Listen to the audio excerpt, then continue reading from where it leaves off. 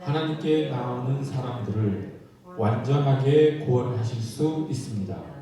그는 늘 살아 계셔서 그들을 위하여 중재의 간구를 하십니다. 아멘. 오늘 본문 말씀에 따라서라고 하는 이 표현은 예수님께서 하나님의 약속과 맹세에 의하여 멜기세덱의 계통에 따라서 영원한 대제사장이 되심으로써 또 영원한 효력을 가지는 단번의 제사를 골고다 언덕에서 스스로를 희생제물로 삼으셔서 하나님께 제사를 올려 드리셨기 때문에라고 하는 그 말을 그 앞절에서 계속해서 말씀하고 있는 것이죠. 그것을 받아서 지금 따라서라고 하는 그 접속사를 사용해서 본문 말씀을 하고 있습니다. 그렇게 예수님께서 영원한 대제사장이 되셔서 예수님께서는 이제 우리를 영원한 구원으로 인도하셨다. 하나님께 나아가는 모든 사람들을 완전하게 구원하실 수 있게 되었다라고 하는 말씀이지요. 예수님께서 대제사장이 되심으로 또 예수님이 스스로 희생제물이 되심으로 우리를 완전하게 구원하셨다라고 이렇게 이야기하고 있는 것입니다. 전반이 그런 내용이고 이제 후반에 새 번역에 의한 이게 번역이기 때문에 이게 좀 원문의 의미가 안 살아나오는 측면이 있는데 조금 그 원문의 의미를 살려보면 이렇게 우리를 온전히 구원하실 수 있습니다 라고 전반절의 말씀이 끝나고 이 두 번째 이 말씀이 그렇게 또 하나님께서 우리를 완전하게 구원하실 수 있는 이유가 그것은 하나님께서 즉 예수님께서 우리를 위해서 중재의 기도를 또 해 주시기 때문입니다. 이렇게 연결할 수가 있습니다. 예수님께서는 이 땅에 오셔서 영원한 대제사장으로서 또 스스로 희생 제물이 되심으로써 영원한 효력이 있는 단번에 제사를 하나님께 올려드림으로써 우리를 구원하셨는데 그렇게 단번에 제사를 드리고 난 후에 예수님께서 멀리 가버리시고 우리가 알아서 구원받으라 라고 하는 것이 아니라 지금도 우리와 함께 기도하고 계신다라고 하는 그런 말씀입니다. 그 후반절의 말씀이 그 말씀인 것이죠. 하나님께서 즉 예수님께서 늘 살아계셔서 우리를 위해서 중재의 간구를 하고 계십니다라고 하는 것이 그 두 번째 문장의 내용입니다. 이것을 개역개정으로 읽으면 조금 더 실감나게 우리가 알 수 있죠. 제가 개역개정으로 이 말씀을 다시 한번 봉독해 올려드리겠습니다. 그러므로 자기를 힘입어 하나님께 나오는 자들을 온전히 구원하실 수 있으니 이는 그가 항상 살아계셔서 그들을 위하여 간구하심이라. 이렇게 개역개정에는 번역되어 있습니다. 조금 더 뉘앙스가 살아나지요. 그러니까 하나님께서는 예수님께서는 제사만 드리시고 우리를 떠나가신 것이 아니라 지금 이 순간에도 우리와 함께 하심으로 우리를 위하여 기도하심으로 우리의 구원이 완전히 이루어지기를 돕고 계신다라고 하는 그런 의미라고 할 수가 있습니다. 이만큼 예수님의 제사, 희생제사는 완벽하게 지금도 진행되고 있다라고 예수님의 예배가 지금도 진행되고 있다라고 하는 것을 우리가 마음속 깊이 새겼으면 좋겠습니다. 구약에는 이처럼 제사들이 참 많이 있었지요. 예수님이 오시기 이전에 구약에는 여러 제사들이 있었습니다. 속죄제, 속건제, 화목제, 번제 등등 여러 제사들이 있었는데 이 구약에서 이렇게 여러 가지 제도를 가지고 있었던 것은 하나님께 사람들이 나아갈 수 있도록 사람들과 이스라엘 백성들과 하나님이 교제를 나눌 수 있도록 하나님께서 마련해 주신 그런 제도인 것이죠. 하나님과 사람은 불행하게도 아담의 타락 이후에 교제를 할 수 없는 그런 관계가 되어버렸습니다. 하나님께서 말씀하셨었죠. 그 선악과를 먹지 말라. 그러면 내가 정령 죽으리라라고 말씀하셨죠. 그런데 하와와 아담이 뱀의 유혹에 빠져서 선악과를 따먹고 죽었습니까? 안 죽었죠. 에덴 동산에서 쫓겨날 뿐이었죠. 그리고 또 계속해서 살아갑니다. 그러면 하나님께서 아담과 하와에게 너희가 정령 죽으리라라고 말씀하신 것은 빈말이 된 건가요? 아니죠.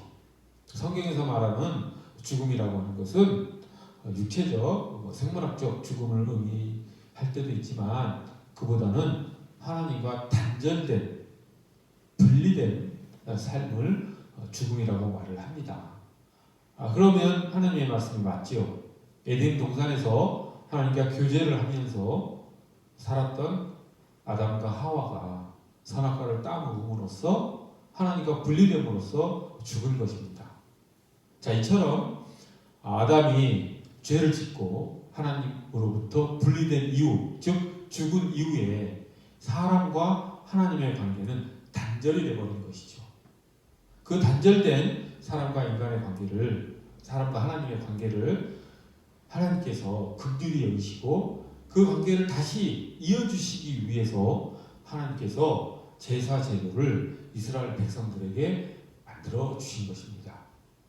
그래서 인간들은 이제 모세가 받은 율법에 따라서 그 제사를 지냄으로써 하나님과 교제를 나눌 수 있는 그런 이스라엘 하나님의 백성들이 된 것입니다. 그런데 이렇게 구약 시대에 이루어진 그 제사는 하나님과 그렇게 연결되기 위한 그 제도는 한계를 가지고 있었죠. 아무래도 그 제사를 주관하는 대제사장이 인간이기 때문에 그 제사는 완전하지 않았습니다. 인간이 대제사장이다 보니 제사장이라고 하는 직분은 하나님과 죄인인 사람들을 연결시켜주는 중재자의 역할을 하는 게 대제사장입니다. 그런데 이 대제사장이 아론 계열의 사람들로 그 직분을 맡았기 때문에 대제사장도 사람이기 때문에 죄를 가지고 있는 존재지요. 그러니 온전한 제사가 이루어질 수 없는 것은 너무나 당연합니다. 그래서 이스라엘 백성들을 하나님께 이렇게 교제하게 하기 위한, 이스라엘 백성들이 하나님께 나아가게 하기 위한, 이스라엘 백성들이 왕이신 하나님의 백성으로서 살아가게 하기 위한 그 제사를 드릴 때 인간 대제사장은 두 번의 제사를 드렸죠. 먼저는 자기 자신을 위한 제사.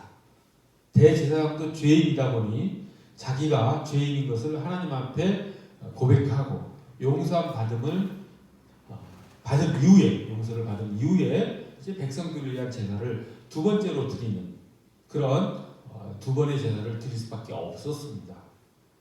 그런데 인간 대제사장은 어쩔 수 없이 수명이 유한하다 보니 또 대제사장이 죽으면 다른 대제사장으로 교체가 될 수밖에 없었죠. 그래서 인간 대제사장에 의한, 아론 계열에 의한 그 대제사장직에 의한 제사는 불완전할 수밖에 없었습니다. 그리고 하나님께서는 그 제사를 지내는 데 있어서 피를 요구하셨을 것을 우리가 다 잘 알고 있습니다. 그래서 구약의 제사에서는 제사를 지낼 때 희생제물이 필요했고 그 희생제물에 피를 받아 뿌림으로써 죄사함을 받는 그런 의식을 진행했습니다. 왜 피가 필요했을까요? 그것은 죄를 용서받기 위해서. 즉 이스라엘 백성들이 하나님께 나아가는데 나아가는 것을 어렵게 하는 것, 불가능하게 하는 것은 죄 때문이지요. 하나님은 절대 선하신 존재이기 때문에 죄와 섞이실 수가 없습니다. 죄를 가까이 하실 수가 없는 것이죠. 이것은 하나님이라고 할지라도 마음대로 할 수 있는 일이 아닙니다. 하나님은 아주 철저하게 논리적이시고 이렇게 하나님께서 만드신 그 법칙을 하나님 스스로도 지키시는 분이기 때문에 하나님이 안 된다, 불가능하다라고 하는 것은 하나님도 어기시지 않으시죠. 그게 선한 존재의 특성인 것입니다. 그래서 하나님이 선하신 존재이기 때문에 악한 죄와 섞일 수 없다라는 것은 하나님도 어길 수 없는 것이라고 하는 것이죠. 그 정도로 하나님은 선하신 존재이십니다. 그렇기 때문에 죄와 섞이실 수 없는 하나님께 이 죄된 존재인 이스라엘 백성들이 또 우리가 나아가기 위해서는 그 죄를 없이 해야지만이 하나님과 교제가 이루어지고 하나님과 연결이 되어지는 거고 하나님과 일치를 이룰 수 있는 것이고 우리가 하나님을 아버지로 부르며 하나님께 예배드릴 수 있는 것이죠. 그런데 죄인인 사람이 하나님과 교제하고 하나님께 나아가기 위해서는 죄가 없어져야 되는데 그 방법이 구약시대 때는 동물의 피였다라고 하는 것이죠. 죄가 사라지기 위해서는 죄가 하나님께로부터 떨어지기 위해서는 죽음이 있을 수밖에 없죠. 하나님과의 분리. 그런데 사람을 하나님께 나오고 싶어하는 사람을 사망으로 이끌어버리면 하나님과의 관계가 완전히 단절되기 때문에 불가피하게 어쩔 수 없이 대신 희생을 받아야 되는 그 방법을 만들었는데 그것이 동물 희생 제물의 피인 것입니다. 그래서 아주 구애지책으로 동물 희생의 피를 통해서 인간들이 자기 죄가 용서함 받았다라고 이렇게 하나님께서 인정해 주시고 죄를 동물에게 전가함으로써 사람이 하나님께 나아갈 수 있는 길이 임시적일 수밖에 없죠. 구약에서는 제사가 반복적으로 계속 드려질 수밖에 없고 또 희생제물도 계속해서 들어가면서 1년에 몇십 번, 몇백 번 계속해서 제사를 지낼 수밖에 없는 그런 제도를 가지고 이스라엘 백성은 하나님께 나갈 수밖에 없었던 것이죠. 그래서 성전에 가면 가장 처음으로 느껴지는 게 그 피비린내, 동물의 그 피비린내가 엄청 진동했습니다. 성전에서는 그 피가 없으면 하나님께 나갈 수 있는 방법이 없었기 때문에 그런 실상을 하나님께서 잘 아시고 하나님께서 언제까지고 그런 임시 방편에 그런 하나님과 인간의 관계를 원하시지는 않았겠죠. 그런 구약 시대의 동물 희생 제사, 인간 대제사장에 의한 그 하나님과의 관계를 맺기 위한 제사는 하나의 모형에 불과했던 것입니다. 하나님께서 진정으로 인간들과 이 죄인인 우리들과 영원한 그런 관계를 하나님께서 교제를 이루시기 위해서는 예수님을 통한 영원한 효력을 가지는 그런 이미 제사를 마련해 놓고 계셨던 것입니다. 그것이 태초에 일어난 일이죠. 인간 역사에서는 2000년 전에 지구가 만들어진 이후 40몇 억 년이 지난 후에 이루어진 일이지만 영원의 하나님의 시간적 관점에서 보면 예수님의 그 영원한 효력을 가지는 예수님이 대제사장이 되셔서 스스로 희생 제물이 되셔서 이루어 주신 그 영원한 제사는 이미 태초에 하나님에 의해서 마련되어 있었던 것입니다. 그래서 예수님께서 2000년 전에 이 땅에 오셔서 인간의 역사 가운데 또 인간의 구체적 공간 가운데 예수님께서 우리를 위해서 영원한 제사를 드려 주신 것이라고 할 수가 있습니다. 오늘 본문 말씀이 바로 그것을 말씀하고 있습니다. 우리를 완전하게 구원하기 위해서 예수님께서 영원한 제사를 골고다 언덕에서 십자가의 죽으심으로 자신을 스스로 희생제물로 삼으심으로써 우리를 위한 완벽한 완전한 예배를 제사를 드리셨다라고 지금 본문이 말씀하고 있는 것이죠. 이것을 요한복음 4장 23절에서 예수님께서는 이렇게 말씀하신 것입니다. 그 예배, 영원한 예배, 그 예배를 예수님께서는 요한복음 4장 23절, 24절에서 이렇게 예수님께서 말씀하십니다. 이렇게 구약과 신약은 서로 통해 있죠. 그 말씀을 한번 봉독해 올려드립니다. 참되게 예배를 드리는 사람들이 영과 진리로 아버지께 예배를 드릴 때가 온다. 지금이 바로 그때이다. 아버지께서 이렇게 예배를 드리는 사람들을 찾으십니다. 하나님은 영이시다. 그러므로 하나님께 예배를 드리는 사람은 영과 진리로 예배를 드려야 한다. 영과 진리를 통한 예배. 이제 성전이라고 하는 특정한 공간에서만 드리는 그런 예배가 아니라 어느 곳에서나 영과 진리로 성령님과 말씀으로, 말씀이신 예수님으로, 말씀이 육화되신 예수님과 함께 드려지는 예배. 그것이 우리가 이 예수님의 골고다 언덕에서 단박에 드리신 그 예배를 통한 영원한 예배를 드리는 그런 길로 우리가 나아갈 수 있다라고 예수님께서 말씀하신 것입니다. 그것이 지금 이때다라고 예수님께서 분명히 선언하신 것이죠. 그래서 우리가 지금 이렇게 이곳에서 영과 진리로 하나님께 진실한 예배를 드릴 수 있음을 우리가 꼭 마음속에 새기고 항상 어느 때나 꼭 이런 공간에서 예배당에서만 드려지는 예배가 아니라 모든 우리의 삶이 영과 진리로서 드려지는 신실한 그리스도인이 되기를 간절히 소원합니다. 특별히 오늘 말씀에서 그렇게 예수님께서 우리가 온전한 영과 진리를 예배를 드릴 수 있도록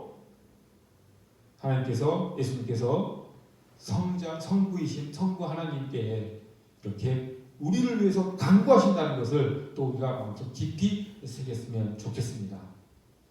이것은 우리가 기도할 때 우리가 혼자만 기도하지 않는다는 것을 의미하는 것이죠. 우리가 기도할 때를 생각해 보십시다.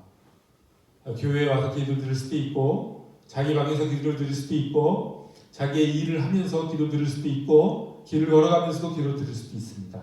운전을 하면서 드릴 수도 있고, 여러 상황에서 우리는 하나님께 기도를 드립니다. 그때를 한번 생각해 보십시오. 그 기도를 할 때 우리는 나 혼자 하나님께 기도 드린다. 이런 생각을 이제 머릿속에서 지워버립시다. 그리고 내가 그렇게 성부 하나님께 기도를 드릴 때, 하나님을 향해 나아갈 때 예수님께서 우리를 위해서 중재하신다라고 하는 것. 그것이 오늘 본문 말씀이라고 하는 것. 기도는 나 혼자만의 기도가 아니구나. 내가 주인공이 되어서 하나님께 나아가는 것이 기도가 아니구나. 하나님께서 예수님과 함께 기도할 수 있도록 하셨구나. 예수님은 내가 기도하는 그 순간 우리와 함께 기도하시는구나 라고 하는 것을 우리가 알고 기도 시간에 예수님이 내 옆에 계시다. 그리고 성부 하나님께 같이 기도하신다 라고 하는 것을 우리가 꼭 명심하고 진정한 기도로 나아가는 우리가 되기를 간절히 소원합니다. 또한 로마서 8장 26절 27절에 또 놀라운 또 하나님의 은혜가 있지요. 그 로마서 8장 26절 27절에는 성령님께서 또 우리를 위해서 기도해 주신다는 얘기가 나옵니다. 우리가 무엇을 기도해야 될지 모를 때 말 없는 탄식으로 성령 하나님께서 우리를 대신하여 기도해 주신다. 이렇게 또 로마서에 나와 있습니다. 이러니 우리의 기도는 내가 기도하지만 예수님이 함께 기도해 주시고, 내가 기도하지만 우리 안에 계시는 성령 하나님께서 우리를 대신하여 기도해 주시는 기도구나.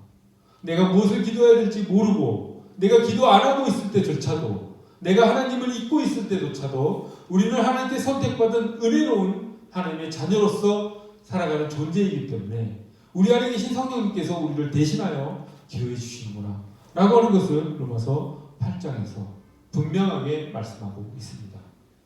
그러니 우리가 기도할 때 절대 외로워지지 맙시다. 또 내가 마치 주인공이 되어서 내가 나의 생각을 하나님께 일방적으로 올려드리는 기도의 그림을 이제 우리 머릿속에서 지워버리고 함께 기도한다라고 하는 것. 성령님이 우리를 대신하여 기도해 주시고 예수님이 우리를 중재하시는 중보 기도를 드려주신다라고 하는 것을 우리가 이제 마음속에 그리고 그렇게 삼위일체 하나님과 함께 하나님께 기도하는 그런 풍성한 기도의 삶이 우리에게 나타나기를, 그런 기도의 삶 속으로 우리가 들어가기를 간절히 소원합니다. 예수님께서 우리에게 기도를 가르쳐 주실 때를 생각해 보십시오. 그 기도문을 생각해 보십시오. 예수님이 우리에게 기도를 어떻게 가르쳐 주셨습니까? 하늘에 계신 우리 아버지여라고 기도를 시작을 합니다. 거기 주어가 무엇입니까? 우리입니다. 우리. 그런데 기도를 가르쳐 주신 분이 예수님이시죠. 예수님께서 지금 우리 아버지라고 했습니다. 예수님이 포함된 1인칭 복수 시점에서 기도를 가르쳐 주셨죠. 예수님도 포함된 우리라고 하는 그런 주어를 통해서 기도하라고 나의 아버지 이렇게 기도하는 것이 아니라 우리 아버지라고 우리에게 일용할 양식을 주시고 우리가 우리에게 죄 지은 자를 사해 준 것 같이 우리를 용서해 주시고 우리를 유혹에 빠지지 않게 하시고 우리를 시험에 들게 하지 않게 하시고 다만 악에서 구하소서라고 기도하게 우리라고 하는 주체. 근데 그 주체에는 예수님도 포함된 그런 주체라고 하는 것을 명심합시다. 예수님께서도 그렇게 함께 내가 너희와 기도한다라고 하는 것을 주님께서 가르친 기도문 안에도 들어있다라는 것.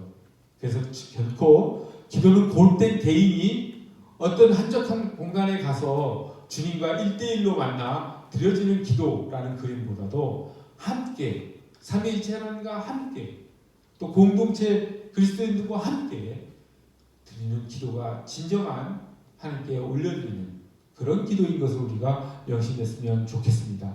그래서 기도는 절대 이기적인 기도가 되어서는 안 되죠.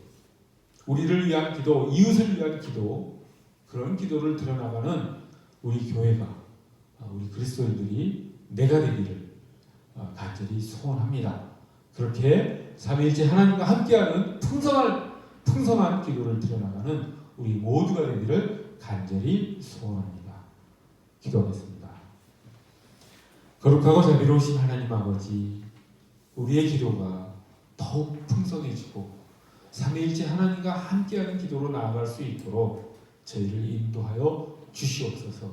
이기적인 기도가 아니라 우리가 주어가 되는 기도, 이웃과 함께하는 기도, 하나님과 함께하는 기도, 예수님이 중재하시는 기도, 성령 하나님께서 우리 안에서 우리를 대신하는 기도를 우리가 진실되이 하나님께 드리는 그런 기도의 삶을 살 수 있도록 주님께서 인도하여 주시옵소서. 우리는 약하나 하나님께서 강하심으로 그 풍성한 기도를 우리가 드릴 수 있음을 믿사오며 귀하신 예수 그리스도 이름 받들어 기도드립니다. 아멘. 우리 그 사랑 찬양